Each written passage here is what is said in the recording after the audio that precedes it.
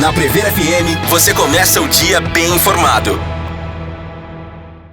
7h03, voltamos com o primeiro jornal na Prever FM e com satisfação nós estamos recebendo a docente do Departamento de Bioprocessos e Biotecnologia da Faculdade de Ciências Agronômicas, a professora Sarita Rabelo. Professora, bom dia, satisfação em tê-la aqui, viu?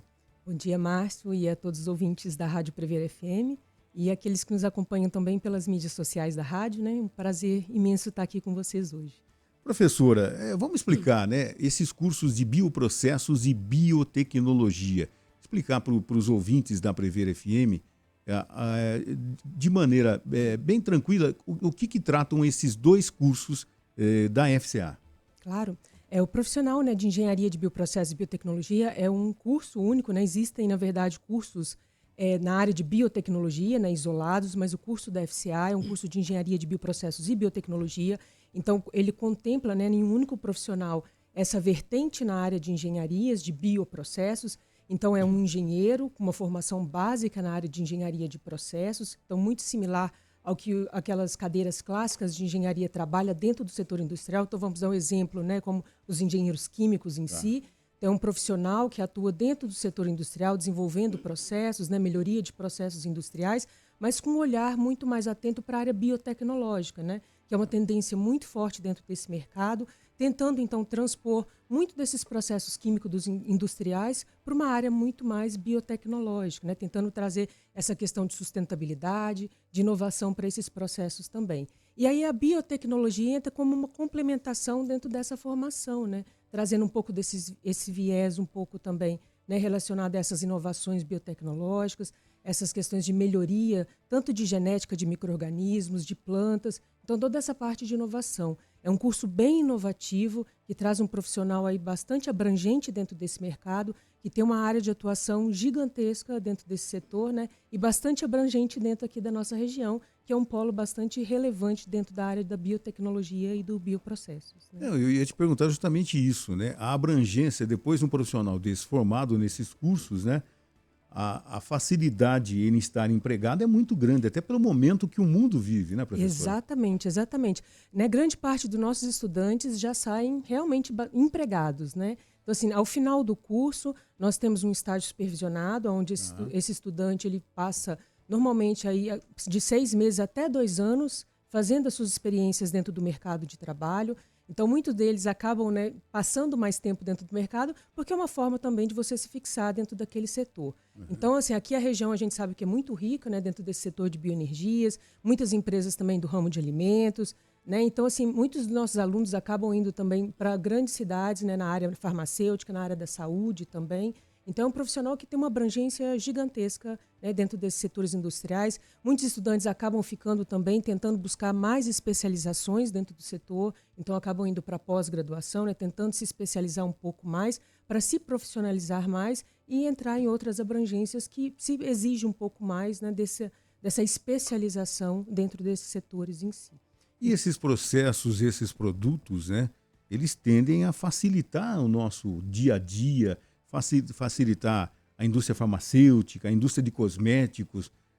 Isso é bastante interessante porque, através de muita pesquisa, através de muito desenvolvimento dessa pesquisa, se chega a facilitar a vida nesses segmentos também, né? Com certeza, né? A biotecnologia hoje tem abraçado muitos desses setores industriais que antes, né, se via muito com esse viés petroquímico, né? A gente sabe que muitos dos produtos que a gente utiliza hoje em dia, né, seja na área de bioenergias, seja em produtos mesmo, né, parte de polímeros, em outros produtos em si, eles têm uma base petroquímica muito forte e a biotecnologia entra muito forte dentro desses processos, né, tentando substituir parte desses produtos ou mesmo, né, trazendo uma abrangência muito maior para esses setores. Então, é um profissional hoje muito desejado dentro desse setor econômico, né? Tem uma abrangência muito forte e tem uma base de engenharia muito forte também, que te dá possibilidades de atuar em outros setores, né? A gente tem estudantes hoje que atuam desde áreas de logísticas, que às vezes você pensa, nossa, mas você está formando para engenharia e você vai atuar, né? Você precisa realmente de pessoas racionais atuando dentro desses setores e os profissionais de engenharia acabam tendo essa formação base e sendo muito interessados e sendo direcionados para esses setores também, né? Então, não só o chão de fábrica, que a gente diz no jargão industrial, né?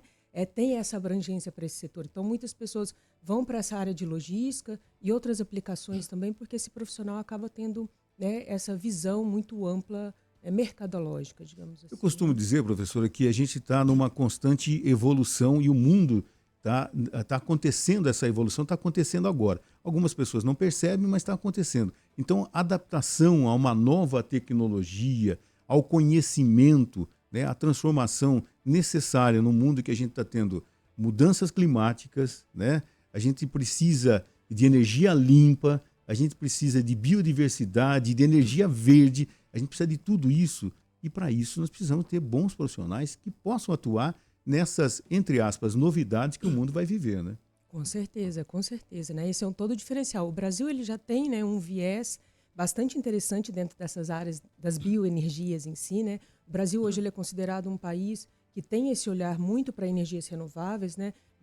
O Brasil hoje, se você os últimos dados, né, da empresa de pesquisa energética que é vinculada ao Ministério de Minas e Energia coloca o Brasil hoje como quase 50% da sua matriz energética sendo renovável, né? E desses quase 50%, né, se a gente levar isso em consideração, desses 50%, né, mais de 30% desse valor está relacionado com as bioenergias, que são essas energias provenientes de biomassas, né? Quando a gente fala de biomassa, a gente está falando de matéria-prima que pode ser tanto de origem vegetal quanto animal. E quando a gente fala animal, nós estamos falando de excrementos de animais, nós estamos falando de resíduos, né, como gorduras de animal, que são ali excrementos do setor industrial, no beneficiamento de carnes e tudo mais, que a gente pode levar para a produção, por exemplo, de biodiesel, né? O excremento de animal pode ser usado para uma produção de biogás, e tudo isso gera essa bioenergia, que é uma energia limpa e renovável, né? Então, essas bioenergias hoje são bastante relevantes dentro desse setor industrial, e o Brasil hoje ele tem aí uma matriz bastante renovável. Dentro do setor de transporte, a gente ainda tem algumas peculiaridades dentro desse setor. Então, apesar da matriz energética brasileira ser bastante renovável, o grande destaque dela vai para a matriz elétrica, né? Então, quando a gente fala de energia elétrica dentro do Brasil, o Brasil hoje ele tem uma matriz elétrica bastante renovável, graças à cana-de-açúcar, por incrível que pareça, porque grande parte da energia, inclusive do estado de São Paulo, ela é proveniente das usinas do setor sucroenergético, a partir da queima do bagaço da cana-de-açúcar, que gera excedente de energia, ou seja, as próprias empresas usam aquela energia elétrica para o setor industrial, para gerar toda aquela cadeia de produção, e o excedente ela comercializa para a rede elétrica, que é a energia que a gente recebe dentro da casa da gente, né? Além da hidrelétrica, que a gente sabe que é uma energia bem relevante dentro do país também, né?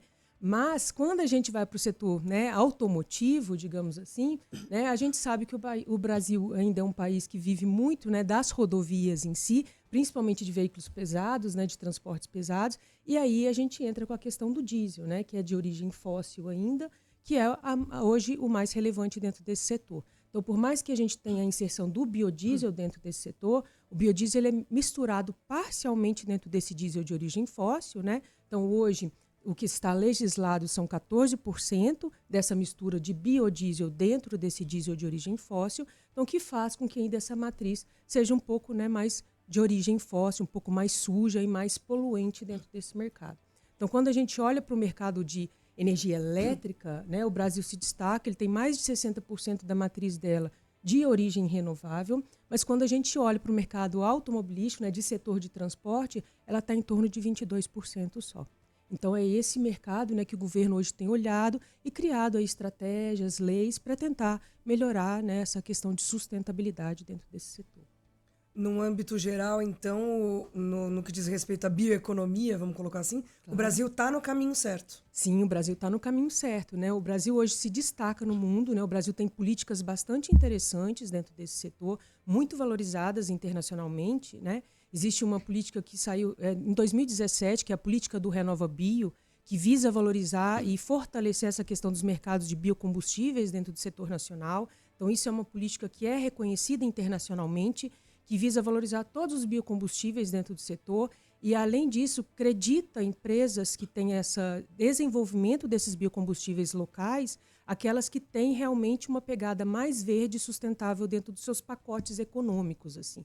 Elas conseguem, por exemplo, acreditar créditos de carbono e vender isso em mercado internacional. E aí isso compõe, né, um portfólio mais econômico ali dentro dos seus produtos que são desenvolvidos dentro dessa cadeia, nessa cadeia que a gente chama de bioeconomia, né, que é gerar vários produtos a partir de uma única biomassa que é gerenciada dentro desse setor. Então, isso traz realmente lucratividade para essa empresa. Se aquela empresa lucra, né, a região lucra, e né, tem mais aí, essa questão de empregabilidade, e todo mundo acaba, né, de uma certa forma, ganhando dentro desse setor. Agora, recentemente também, o ano passado, em outubro, foi sancionada também uma nova lei, que a gente chama de Lei de Combustível do Futuro, que o Brasil também quer aumentar essa proporção de combustível renovável dentro desses combustíveis de origem fóssil. Então, falando especificamente da gasolina, então aumentar a proporção do etanol, que hoje é 27%, passar para 35%. E no caso do diesel de origem fóssil, que hoje está em 14%, né, de biodiesel nessa mistura, passar isso para 25%, né, daqui a, no máximo, 10 anos em si.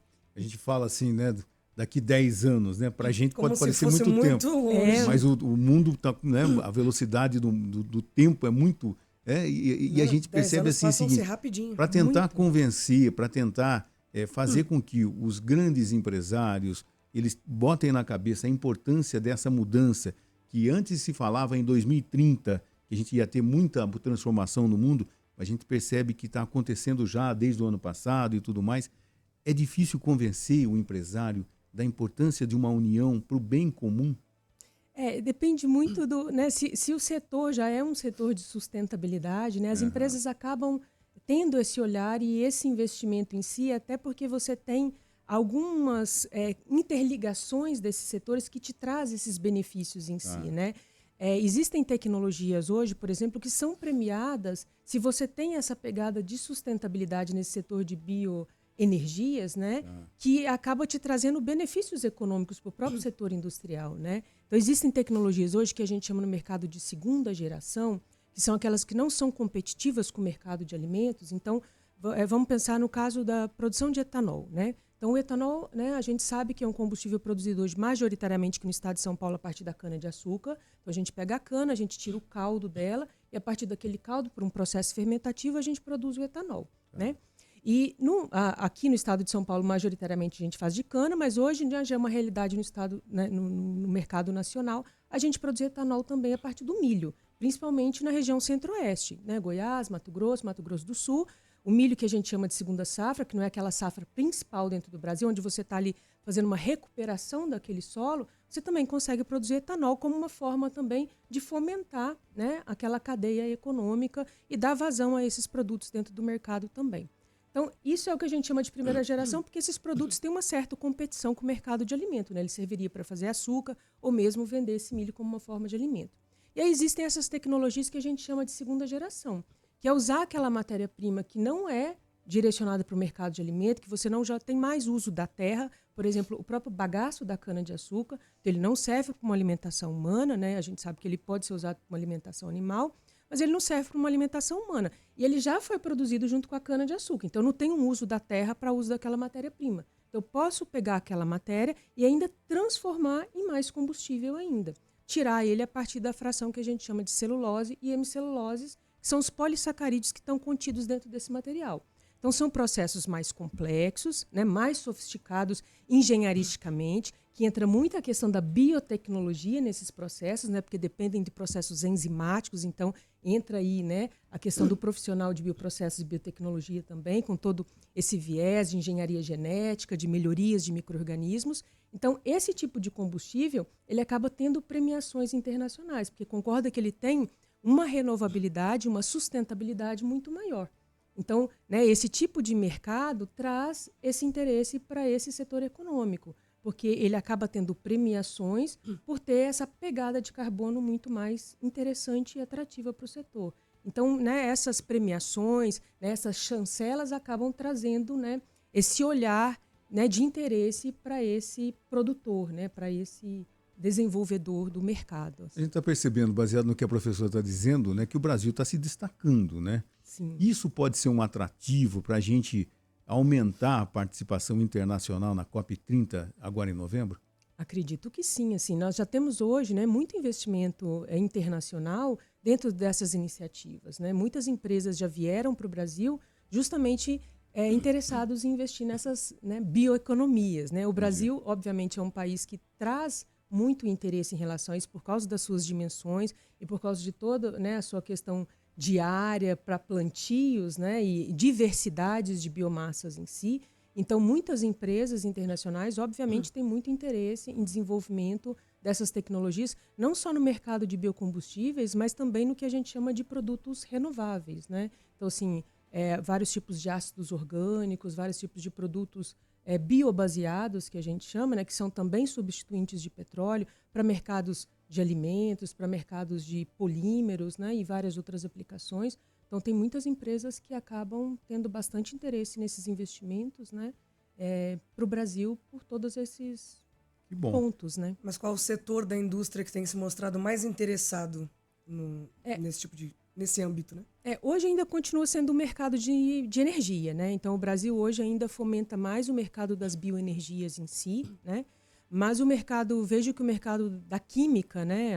A química de base, que a gente chama, que é aqueles que se produzem intermediários químicos que vão dar suporte para outros setores industriais. Então, vamos pensar, vou fazer um produto alimentício onde eu preciso colocar algum tipo de produto para aumentar o tempo de prateleira daquele produto acabado, né? Então, essa química de base que produz essas plataformas químicas que alimentam outros setores econômicos também tem sido bastante fomentada e desenvolvida. Mas, no caso do Brasil, sem sombra de dúvidas, o mercado de bioenergia ainda é o mais atrativo, né? E mais interessante assim, ainda. Legal. Eu ia perguntar da questão das Big Techs, né? Como que elas influenciam na questão da produção, né? Para gerar essa bioeconomia. Com certeza auxilia bastante, né? Eu acho que toda essa questão de inovação, todas essas questões acabam... E assim, eu acho que Botucatu é um mercado também bastante atrativo e interessante nesse sentido, né? Acho que todo lugar que tem essas universidades acabam auxiliando e atraindo bastante, né? Como que esses projetos de laboratório, eles também influenciam nisso? Claro, claro. Eu acho que toda essa parte eu vejo que hoje no Brasil, né, muito dessa parte de inovação, ela acaba acontecendo ainda dentro das universidades e centros de pesquisa, né? Então, acho que grande parte dessa estrutura que acontece hoje dentro do mercado, muitas dessas partes acabam desenvolvendo realmente dentro desse setor. Então, vejo que muitas dessas contribuições, né, acabam saindo dos laboratórios de artigos científicos e contribuindo para isso, né?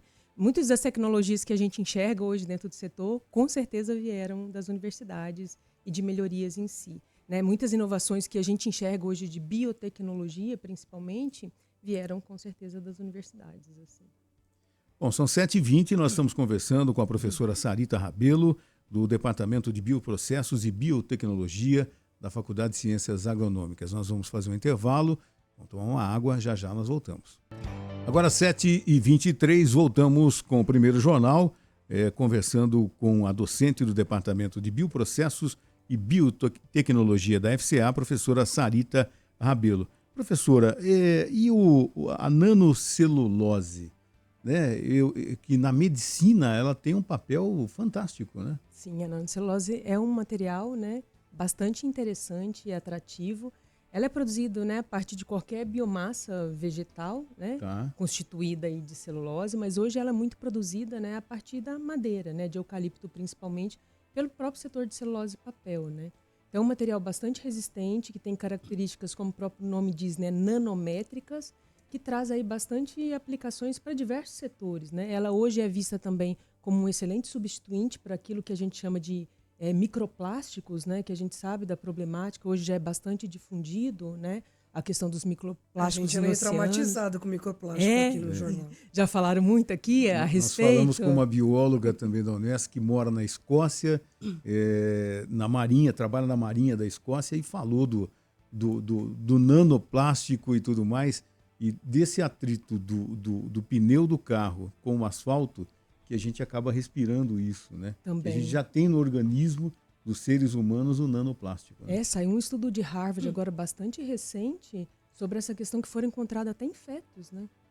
Ainda nem nascidos, né? Então é uma coisa assustadora. Então ele é um material, por exemplo, que pode ter essa substituição, principalmente porque ele é biodegradável, né? Então completamente biodegradável, trazendo, né, só benefícios para todos os setores. Porque assim. deve ser e muita gente que pode estar acompanhando agora está perguntando assim, como é que eu substituo o plástico, né? Como é que eu vou substituir o plástico? Como é que eu vou substituir aquela sacolinha do supermercado que a pessoa usa como sacolinha do lixo caseiro? Quer falar, no máximo a gente reaproveita no lixo de casa. Exatamente. E que às vezes nem é biodegradável. Que não né? é biodegradável, Na né? maioria das vezes não é. Existe uma perspectiva de, a médio prazo, a gente ter uma substituição para o plástico? Existem, né, várias pesquisas dentro do setor. O grande problema hoje, né, no meu ponto de vista, está relacionado ainda com a questão do custo, né, desse custo. tipo de embalagens ainda, né. Tudo que a gente vê hoje dentro do setor, né, com esse olhar muito mais sustentável, né, com essa pegada de carbono que a gente chama, né, muito mais atrativa, ainda tem a questão do custo, né, que acaba de uma certa forma impactando esse setor, né. Então existem hoje, obviamente, várias alternativas para a substituição desses polímeros de origem fóssil, né, que não são biodegradáveis, a grande maioria. Existem, sim, alguns polímeros de origem fóssil que são biodegradáveis. É raro, mas existem, né? Mas a grande maioria deles hoje não são. Então, existem tendências hoje de mercado de tentar substituir parte dessa cadeia 100% de origem fóssil por uma parte dela um pouco mais renovável, né? Então, existe o que a gente chama de plásticos verdes. Então, uma parte dele é feito de uma forma mais sustentável, que é feita a partir do etanol, e o resto segue uma rota petroquímica convencional. Né? Então, ele já tem uma melhora nesse processo, mas ele continua não sendo biodegradável, levando também os seus 400, 500 anos, né, para essa degradabilidade desse material. E existem, claro, né, que são os bioplásticos, que são aí, né, biodegradáveis, tem os oxobiodegradáveis, mas a questão está sempre, né, relacionada à questão de custo e muito também de característica do material. Então, para alguns tipos de substituintes isso é fácil de ser aplicado, né? Mas para outros não são tão triviais. Então, às vezes, um plástico que você precisa, né, carregar algum tipo de líquido, né? Então, eu preciso de uma substituição de um plástico para tomar, por exemplo, um prato de sopa. Né? Às vezes, você vai precisar colocar algum tipo de aditivo que isso vai trazer, né, alguma complexidade para aquele material. Então, depende muito de que tipo de plástico você quer substituir. Alguns já são completamente factíveis e são realmente plausíveis, né? Não sei se vocês já compraram sacolinhas de plástico que vem escrito assim, feito de cana-de-açúcar, né? Vi, que às vezes você chega em casa, deixa ele lá, a hora que você vai pegar, ele já está completamente desfeito, né? Só porque já bateu um pouco de sol, ele já deu uma degradação no material. Então, né, existem essas tendências, existem, né, já esses produtos no mercado, mas realmente hoje a gente não consegue substituir 100% de tudo aquilo que a gente consome, né? E a gente brinca também que muito está relacionado com nós, consumidores, né? A nossa consciência. A gente está acostumado também a ter uma vida muito mais fácil e prática hoje, que às vezes a gente não abre mão de algumas coisas, aí cabe a consciência de cada um, né? Eu ia falar a respeito disso. Às vezes o que encarece a produção de um material biodegradável é justamente a falta de procura, de interesse do público, né? Exatamente. Do consumidor. Ou às vezes também, né, da gente abrir mão de algumas facilidades do Sim, dia a dia, né? sim. Igual a gente está tão acostumado às vezes a aceitar canudos, né, de plástico. Será que a gente precisa, né? Se a gente sabe tomar num copo, precisa de um copo mais um canudo, né? Então, assim, tem algumas coisas que eu acho que nós, consumidores, também, a questão da sacolinha retornável do supermercado, né? São ações que a gente pode ter no nosso dia a dia, né? E o que a gente melhorar essa percebe, consciência. professora, e já entrevistamos, inclusive, talvez até alunos seus, né, que falaram a respeito de alternativas, né, a partir da mandioca, a partir da cana-de-açúcar e outras coisas. Mas, assim, ainda é muito caro, ainda precisa que a indústria adote isso de fato para a gente também mudar os hábitos. Mas existe também, as pessoas falam, mas é cultural do brasileiro, do ser humano.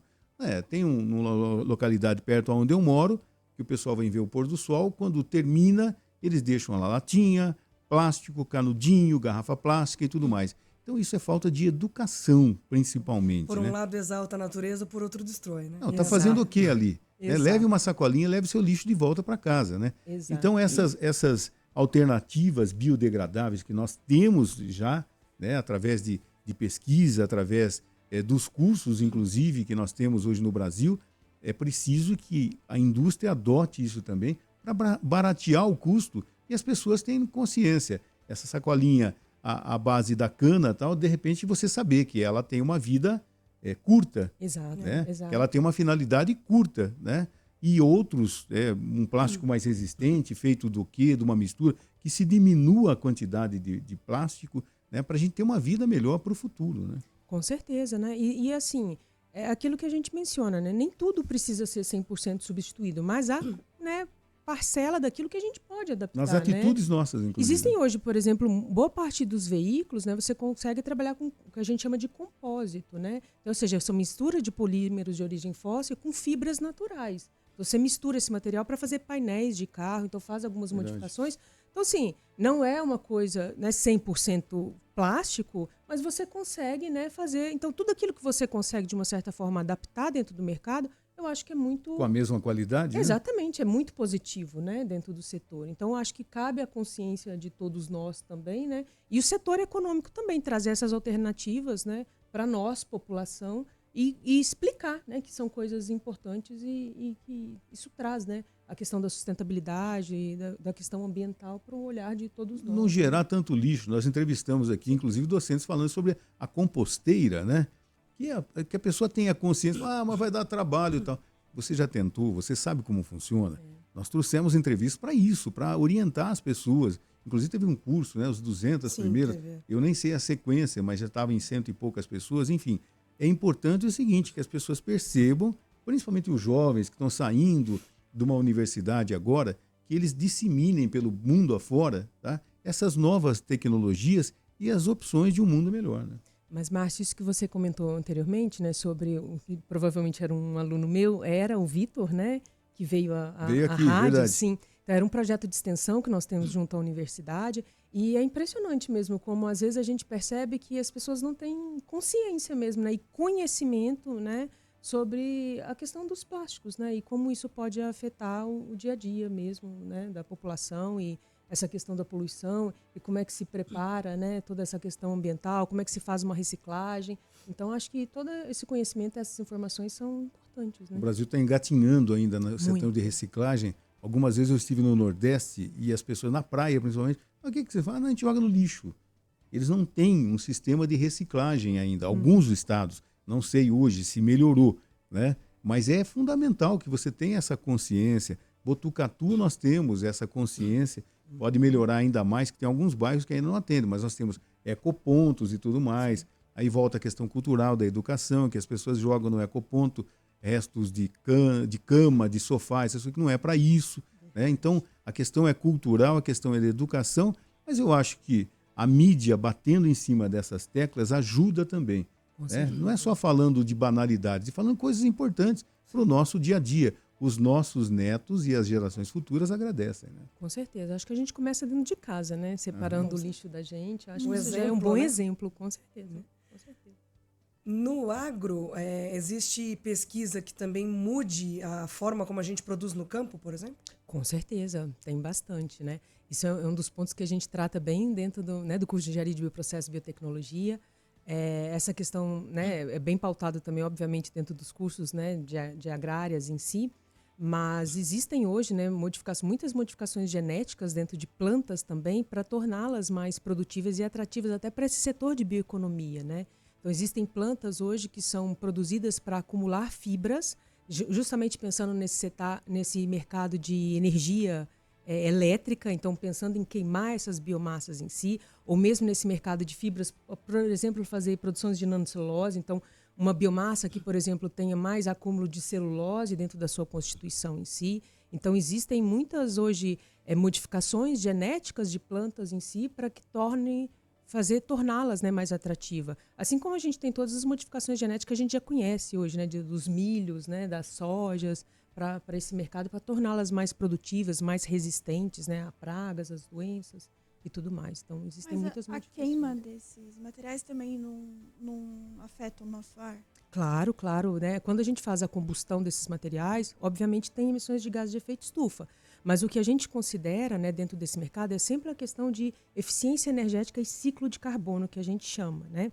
Então, assim, quando eu faço a combustão de uma biomassa para gerar uma energia elétrica, eu vou gerar emissões de gases de efeito estufa, né? Que a gente nomeia tudo como gás carbônico, né? Uhum. Só que concorda que essa planta, quando ela faz o processo fotossintético, né, para o seu desenvolvimento, ela acaba fazendo a absorção desse gás carbônico de volta. Então, a gente considera que a gente tem um ciclo fechado desse carbono. Eu emito gás carbônico, mas essa planta faz a absorção desse gás carbono novamente, fixando ele dentro da planta. É quase que autolimpante. Exatamente, que é diferente do combustível fóssil, porque quando eu queimo, né, o combustível fóssil não faz essa absorção novamente desse gás, que é o caso da cana, ou de qualquer outra biomassa, né? Então, toda biomassa que é a grande vantagem que a gente tem das bioenergias, né?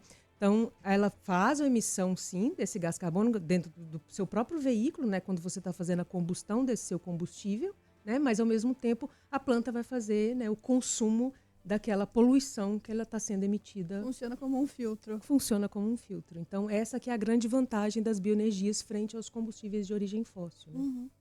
Professor, a gente percebe que, você citou a respeito do agro, né?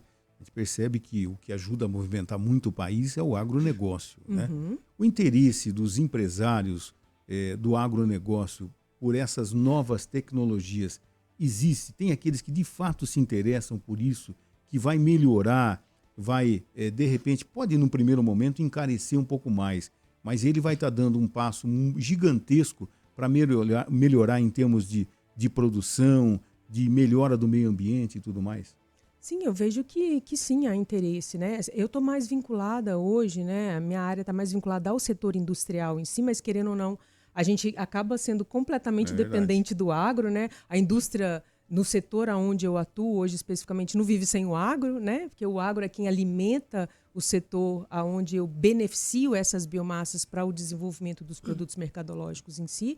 Então, assim, as inovações precisam acontecer dentro do agro também, para que essa cadeia cresça e floresça, né, dentro desse setor. Se você não tem inovação ali, você acaba não conseguindo, porque o agro, ele vive, a gente, né, desenha que vive ali numa base de uma pirâmide, né? A gente trabalha com as commodities, então você precisa ter muito volume de produção para você ganhar realmente essa produtividade e crescer em escalabilidade dentro desses processos. Então, eu sinto que hoje o agro é um setor muito aberto a essa questão de inovação, né? Eu sinto, dentro desse setor, você vê, né, vários eventos acontecendo, você vê inovações gigantescas em máquinas agrícolas, né? Vê muitas inovações em máquinas desde plantios, colhedeiras. Então, é um setor que está muito aberto a essas questões de inovações, né? Tem muita inovação acontecendo em variedades de plantas, até porque está relacionado com essas questões também de mudanças climáticas, né? A gente sabe que o clima tem afetado muito a questão da agricultura em si. Então, se você não tem aí essas questões também atreladas, né, às novas variedades que são mais resistentes a questões hídricas, as questões climáticas, as questões de novas pragas que vão surgindo dentro desse setor, você acaba tendo reduções bastante fatídicas de produtividade, né? Entendi. E que o agro não quer ter redução de produtividade dentro desse setor. Então, eu sinto que é um setor realmente bastante atrativo e abrangente, né, dentro desse mercado, que também está aberto muito às bioenergias, né? Existem hoje, dentro desse setor, muito maquinário agrícola sendo desenhado para mover a partir de bioenergias. Isso, né? é interessante, porque é necessário para o grande produtor ele sempre modernizar sua frota, seu maquinário e tudo mais, e esse maquinário sendo mantido através da bioenergia, né? Isso é fundamental, né? Tem hoje já máquinas agrícolas, por exemplo, sendo lançadas movidas a biogás, né? A biometano, que a gente chama, que é o biogás purificado. Então, as próprias, né, fazendas poderiam produzir o seu biogás, purificá-lo por processos relativamente simples, produzir aí o biometano, que seria, então, utilizado como se fosse aquele gás veicular natural, né, que é vendido hoje nos postos, para poder abastecer, então, esses veículos né, de colhedeiras e de máquinas agrícolas em si. Então, já existem, isso hoje já é uma realidade industrial, né? Por isso que a gente fala, né? Investir em tecnologia, investir em pesquisa é fundamental, né? Sim, com Muitas certeza. coisas que nós sempre tivemos, só que a gente não tinha o quê? O conhecimento para poder fazer. Agora falta o conhecimento e o dinheiro para poder fazer tudo isso, né? Com certeza. Aí vem de novo a questão, né? Acho que muitas dessas inovações, né, saem de universidade, até porque a gente sabe que muitas empresas acabam não tendo essa questão do investimento em pesquisa e desenvolvimento. A gente sabe que muito disso sai de fora do país, né, internacionalmente. Então, eu acho que muita coisa sai realmente das universidades, dos centros de pesquisa, né? Muitas dessas inovações em si, ou mesmo do mercado internacional, né? Então, acho que a universidade tem um papel muito importante dessa ponte, né, de ligação entre essa ciência e tecnologia, né, e levar isso para o mercado mesmo. Assim. O Márcio falou de evolução e tudo mais, sempre me remete à inteligência artificial, do quanto ela está evoluindo. É aplicada, é utilizada a ferramenta, a inteligência artificial, para, de repente, para fluxo de dados, para velocidade de evolução justamente dessas pesquisas? Ah, sim, muitos setores são aplicados. Dentro da universidade hoje também, isso já é bastante olhado, né? Já existem cadeiras específicas hoje para se trabalhar com isso. Claro que tem que se tomar cuidado, né? Muito cuidado em relação a isso, né? Principalmente com essa questão da disseminação do conhecimento, né? Eu vejo que hoje muitas pessoas, a gente até brinca que às vezes as pessoas nem usam a plataforma clássica, que é o Google, né? Tudo que a gente quer saber, a gente joga, pesquisa no Google.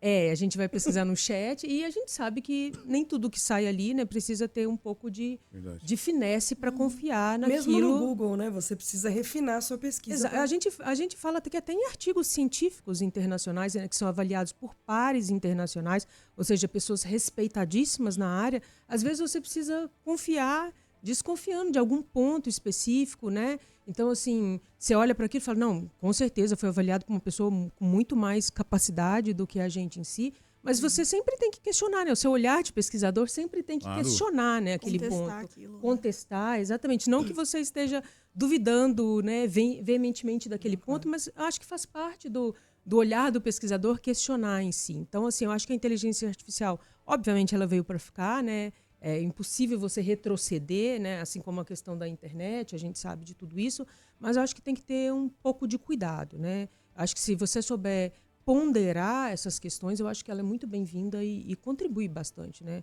Até para nós, docente, eu acho que ela auxilia bastante, né? Em alguns pontos, assim. E para refinar essas coisas, até para refinar artigos científicos, né? Em pontos importantes, refinar pesquisas internacionais, ela é bem interessante, assim. E empresas também têm usado bastante isso, né? Então, eu acho que ela veio para ficar e para contribuir, desde que usada com bastante inteligência, né? Sim.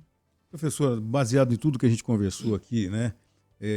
Você acredita que brevemente nós teremos a opção de uma grande indústria financiar, produzir, né, produtos biodegradáveis, que exista sustentabilidade em tudo isso?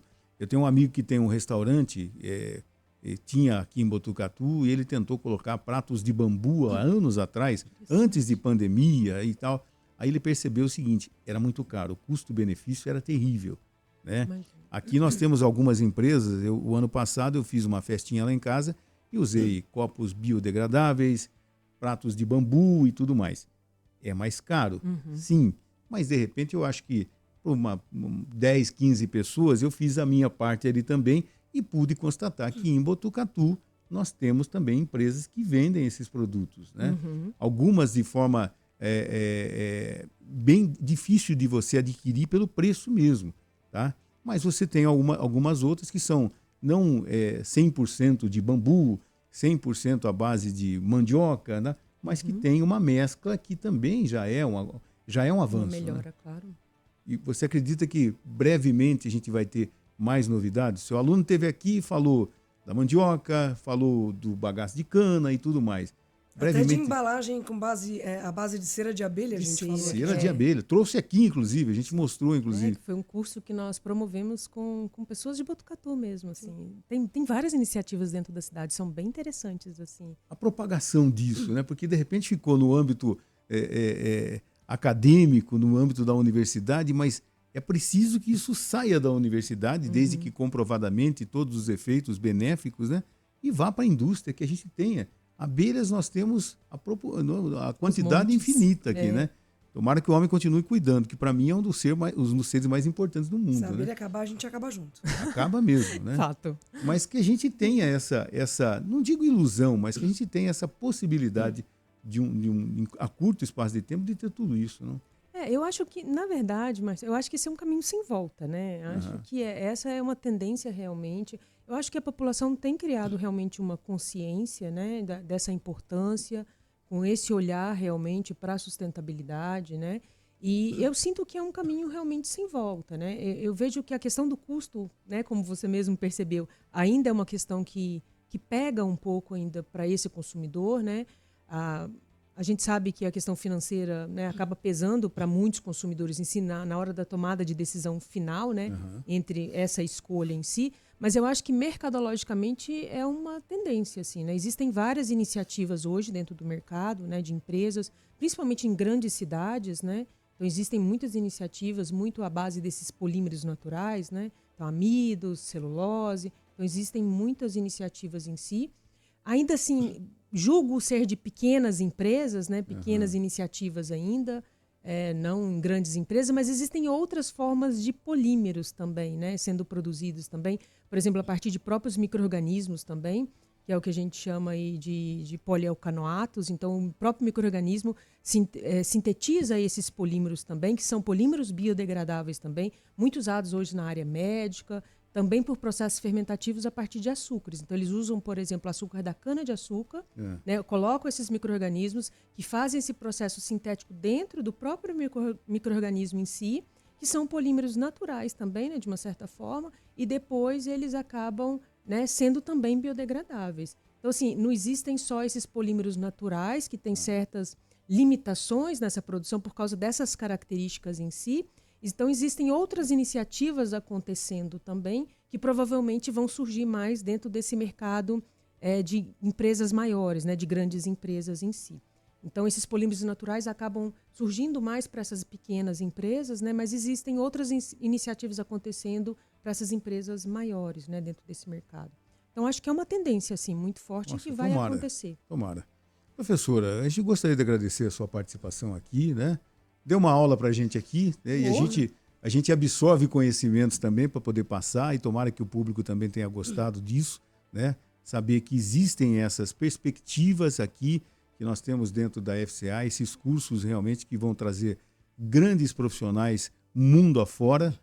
Agradecemos a sua participação, viu? Imagina, sou eu que agradeço pela oportunidade, né? E sempre que precisarem, estou à disposição para a gente trocar aí ideias a respeito de sustentabilidade, né? Inovação, bioenergia, né? Produtos renováveis. Então, estou sempre à disposição. Muito obrigada pelo convite. Obrigado, bom dia. Prazer foi meu. Tchau, bom dia a todos.